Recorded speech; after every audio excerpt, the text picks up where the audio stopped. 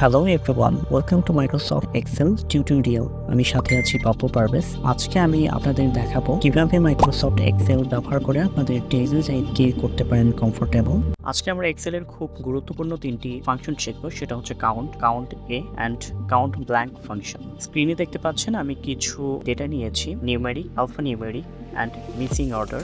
নিউমেরিকে কিছু fresh data আছে যেখানে শুধুমাত্র ডিজিটগুলো দেয়া আছে, এবং কিছু আলফা নিউমেরিক ডেটা নিয়েছি যেখানে টেক্সট এবং ডিজিট কম্বিনেশন করে ডেটাগুলো লেখা আছে, এবং কিছু মিসিং অর্ডার নেওয়া হয়েছে। তো এই ডেটাগুলো যখন কম আকারে থাকবে তখন আপনি খুব সহজেই বের করতে পারবেন, কিন্তু যখন আপনার এক্সেল শিটে ডেটাগুলো থাকবে হাজার হাজার কিংবা লক্ষ লক্ষ, তখন আপনি খুব সহজেই কিভাবে দ্য কাউন্ট ফাংশন ব্যবহার করার মাধ্যমে এই যে ভলিউমগুলো আছে এগুলোর এক্সাক্ট যে অ্যামাউন্টটি সেটি কিভাবে বের করবেন সেটাই আমি আজকে দেখাবো।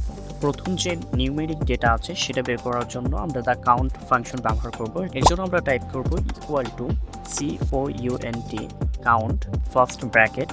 যে নির্দিষ্ট সেল থেকে আমরা ডেটাটি খুঁজে বের করতে চাচ্ছি সেই সেলটি সিলেক্ট করব। কিবোর্ডের শিফট প্লাস অল্টার কি চেপে ধরে কিবোর্ডের ডাউন এরো প্রেস করলেই পুরো যে ডেটা শিট আছে সিলেক্ট হয়ে যাবে।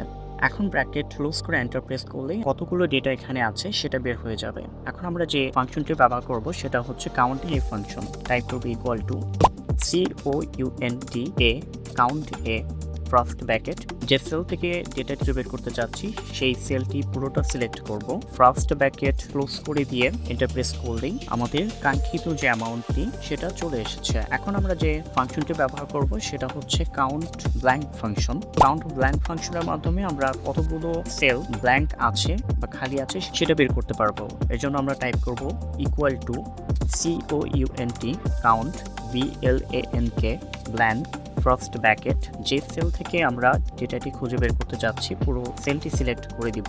সেলটি সিলেক্ট করার পরবর্তী সময়ে ব্র্যাকেট ক্লোজ করে এন্টার প্রেস করলেই এই সেলের ভিতরে 14টি ব্ল্যাঙ্ক সেল আছে সেটা খুব সহজেই বের হয়ে গেল। এভাবে খুব সহজেই খুব অল্প সময়ের ভিতরে আমরা কাউন্ট ফাংশনের মাধ্যমে আমাদের এক্সেল ডেটা শিটের কত অ্যামাউন্ট আছে সেটা খুব সহজেই বের করে ফেলতে পারবো। এই ছিল আজকের ভিডিও। পরবর্তী ভিডিও দেখার আমন্ত্রণ জানিয়ে শেষ করছি।